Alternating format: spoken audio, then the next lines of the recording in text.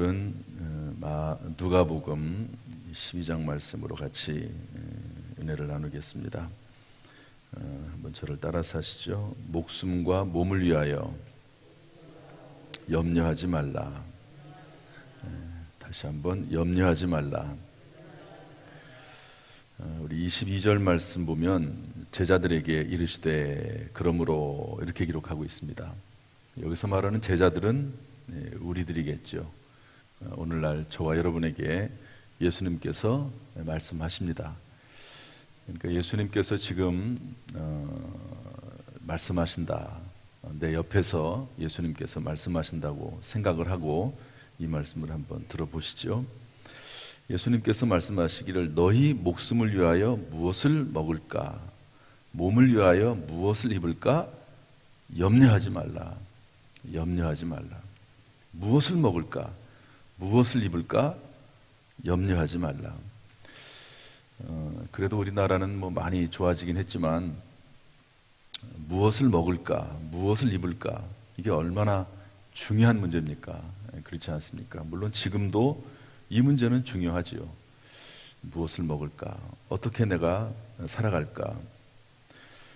그런데 예수님께서는 단언적으로 말씀하시기를 염려하지 말아라. 너희들 염려하지 말어.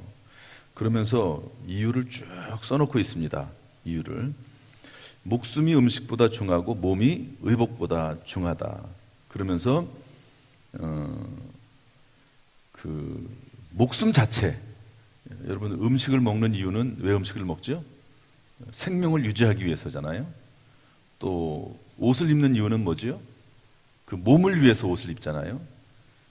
몸 자체가 더 중요하고 목숨 자체가 더 중요하다. 그래서 이 관심을 돌려놓습니다. 자꾸 외부적인 거, 본질이 아닌 거, 비본질적인 거, 이런 거에 대한 관심을 사람들은 갖지 않습니까? 그런데 예수님은 그런 모습에서 벗어나서 본질적으로 돌아오라. 자꾸 본질적으로 돌아오도록 그렇게 말씀하고 계십니다. 그러면서 이제 까마귀 얘기를 하시고 또 사람의 키 얘기를 하시고 백합화 얘기를 하십니다. 까마귀 얘기를 하면서 까마귀도 하나님께서 먹이신다. 또 키를 염려한다고 누가 더 더할 수 있느냐. 너희들이 작은 일도 하지 못하지 않느냐. 그러니까 하나님은 할 수 있다는 거죠. 그러니까 하나님은 까마귀도 먹이시고 하나님은 키도 크게 하실 수 있는 분이시고 백합화도 입히시는 분이 하나님이시다. 그러면서 주님께서 하고 싶은 이야기는 뭐냐? 너희는 새보다 얼마나 더 귀하냐? 하물며 너희일까 보냐? 그 먹는 것, 입는 것, 너희들은 그걸 가지고 신경을 쓰는데 하나님은 너희 자체를 사랑하시고 하나님은 너희 자체를 귀하게 여기시고 공중에 나는 새보다도 백합화보다도 더 귀하게 여기시는 것이 바로 너희들 자체고 그런 사랑의 눈으로 바라보는 것이 바로 하나님이시다 말씀하고 있습니다. 하나님이 다 입히시고 먹이신다는 것이죠. 그래서 29절에 다시 말씀합니다. 29절 한번 읽어볼까요? 다시 말씀하시기를 29절 시작. 너희는 무엇을 먹을까 무엇을 마실까 하여 구하지 말며 근심하지도 말라. 또 30절에 이 모든 것은 세상 백성들이 구하는 것이라 너희 아버지께서는 이런 것이 너희에게 있어야 할 것을 아시느니라. 하나님이 다 아시기 때문에 그런 거 가지고 걱정하거나 염려하지 말라 말씀하고 있습니다. 이런 말을 이렇게 들어도 정말 하나님이 먹이시고 입히실까? 그런 걱정이나 염려가 떠나지 않는 것이 사람들의 마음입니다. 그러면서 주님께서 강조하는 것이 있습니다. 아까도 목숨이 음식보다 중요하고 몸이 의복보다 중요하다 하듯이 너희들은 자꾸 의복에 대해 생각하고 음식에 대해 생각을 하는데 본질적인 것은 목숨이고 본질적인 것은 몸 아니겠느냐. 그런 것처럼 너희가 먹고 마시는 문제가 상당히 중요하긴 한데 그러나 더 중요한 게 있다. 더 중요한 게 그게 뭐냐? 31절 말씀입니다. 31절 말씀 다 같이 읽어보죠. 시작. 다만 너희는 그의 나라를 구하라. 그리하면 이런 것들을 너희에게 더하시리라. 예, 마태복음 6장 33절에부터는 이 말씀을 또 그대로 너희는 먼저 그의 나라와 그의 의를 구하라. 그리하면 이 모든 것을 너희에게 더하시리라. 이렇게 말씀하고 있습니다. 따라서 이 말씀을 통해서 알 수 있는 건 뭐냐면 우선순위의 문제입니다. 하나님께서 우리에게 우선순위의 문제를 분명히 하고 살아라. 그러면 그것만 확실하면 하나님께서 모든 것들을 하나님께서 채워주시고 입혀주시고 먹여주시고 상상할 수 없는 방법을 동원해서라도 하나님께서 은혜를 베풀어 주시겠다 하는 그런 말씀이지요.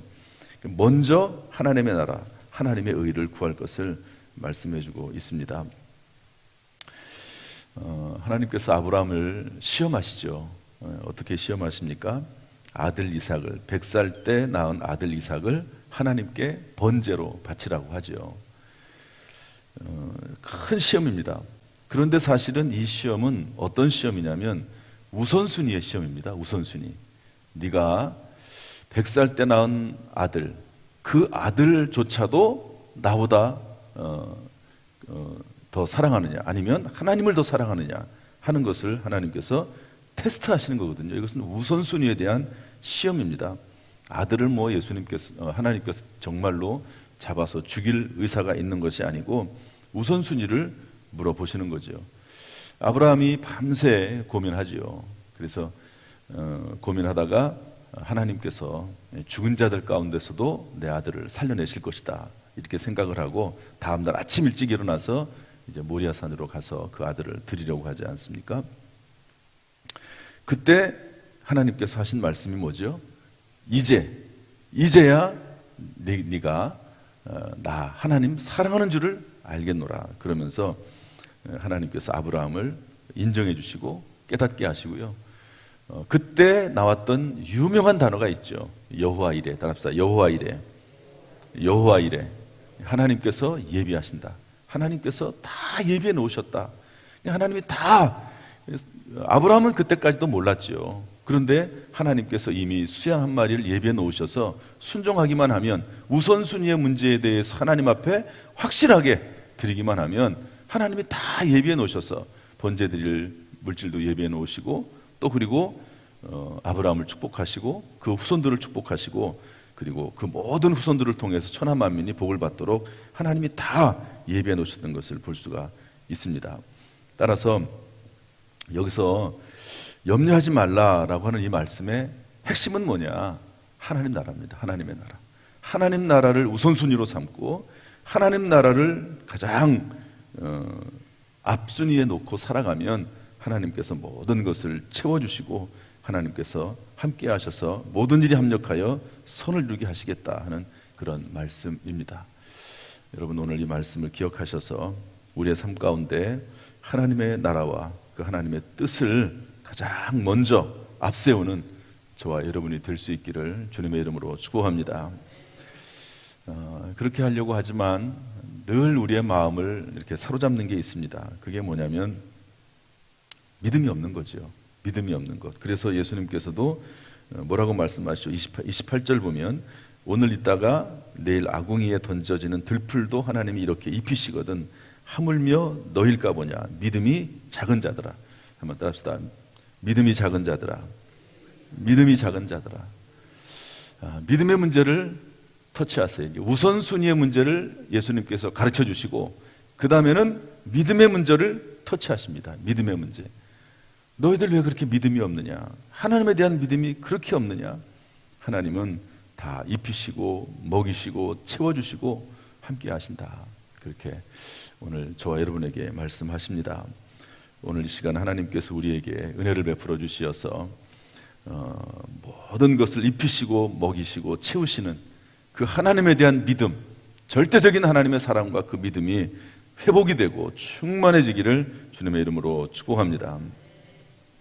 이렇게 믿음이 없는 문제도 예수님께서 직접적으로 말씀하시지만 또 한 가지 생각을 하면 사람의 욕심의 문제도 있다고 봅니다. 욕심의 문제. 욕심이 너무 많아서 염려가 많은 경우도 있는 것 같아요. 욕심이 많아서. 그러나 야고보서 1장 15절은 뭐라고 말씀하고 있냐면 욕심이 잉태한즉 죄를 낳고 죄가 장성한즉 사망을 낳느니라.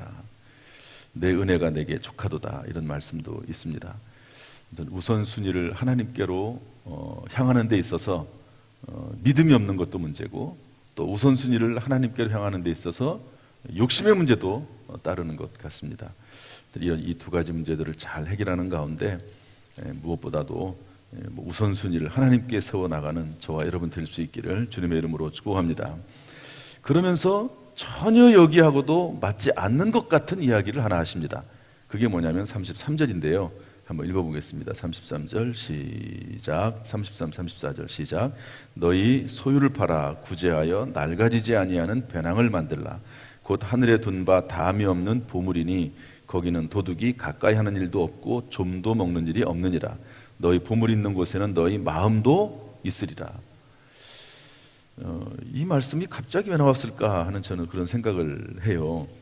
아니, 갑자기 소유를 팔아서 왜 구제하라고 할까? 하나님의 나라 이야기하고 우선순위 얘기하고 염려와 근심 걱정 이런 얘기하시다가 갑자기 같은 본문의 문단 가운데 소유를 팔아 구제해서 낡아지지 아니하는 배낭을 만들어라. 소유를 팔아서 구제하라는 거예요. 갑자기 그런 얘기를 하십니다. 그러면서 밑에 34절에 보니까 너희 보물 있는 곳에는 너희 마음도 있으리라.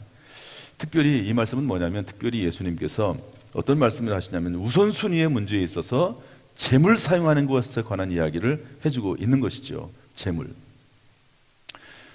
우리가 참 제2의 생명이라고 하는 것이 물질입니다. 그런데 그 물질에 있어서 우선순위를 분명히 하라. 물질에 있어서 모든 물질은 다 하나님의 것이요, 우리는 그 물질을 맡은 청지기인데 이 물질에 있어서 우선순위를 분명히 해서 하나님의 것을 하나님에게 마땅히 드릴 뿐만 아니라 특별히 구제하는 것이 중요한데, 어려운 사람을 도와주는 것이 중요한데, 이것을 통해서 하나님에게 쌓아두는 거죠. 하나님에게. 그러니까 여러분, 근심 걱정 염려 가운데 먼저 그의 나라와 그의 의를 구하면 하나님께서 다 알아서 채워주시겠다는 거죠.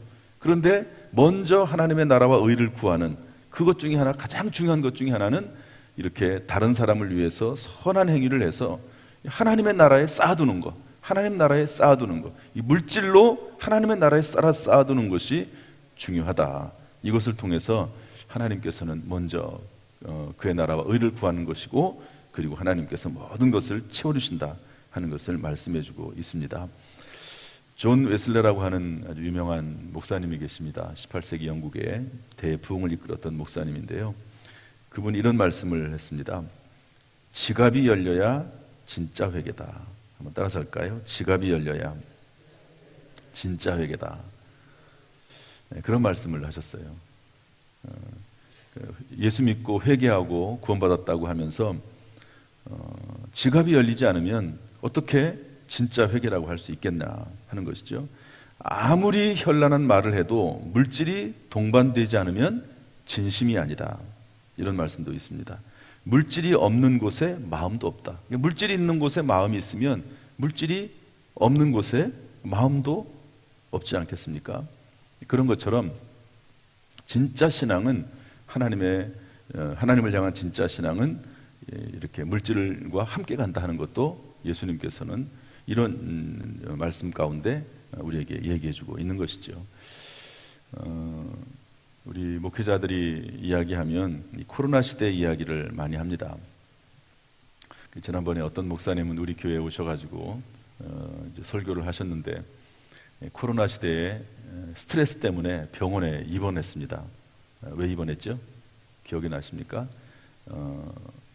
코로나 때문에 성도들이 교회를 안 나와요. 성도들이 교회를 안 나오니까 헌금이 많이 줄었어요. 그 교회는 많이 줄었나 봐요.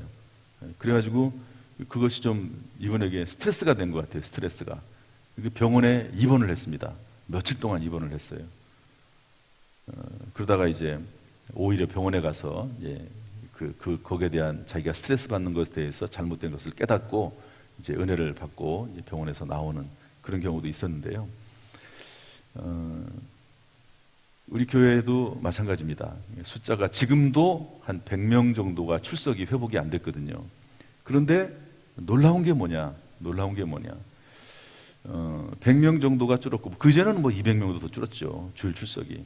그런데 그럼에도 불구하고 헌금이 줄지 않았다는 거예요. 물론 이제 우리 교회가 어떤 하나님의 은혜일 수도 있지만 숫자는 줄었는데 많이 줄었죠. 헌금은 줄지 않았어요. 이걸 보면서 어떤 느낌이 드냐면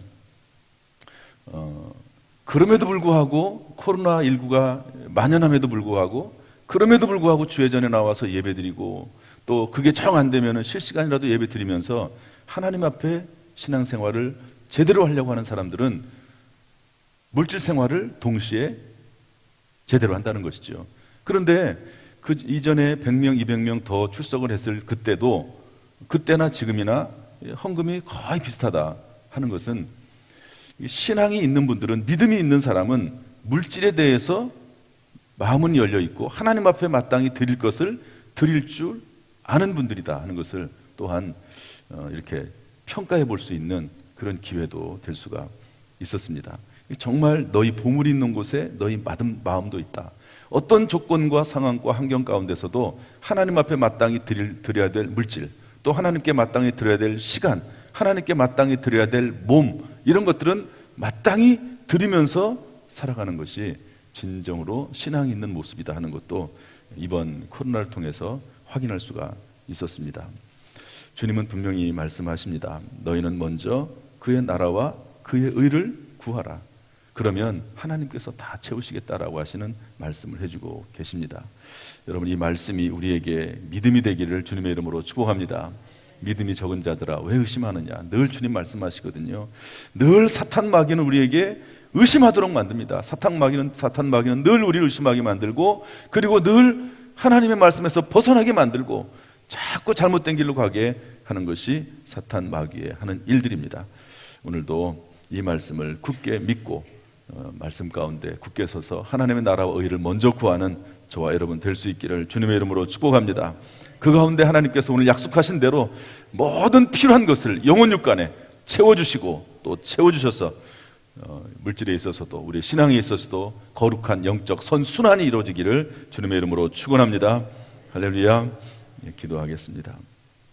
하나님 아버지, 너희는 새보다 얼마나 더 귀하냐, 하물며 너희일까 보냐. 오늘 이 말씀을 믿음으로 받기를 원합니다.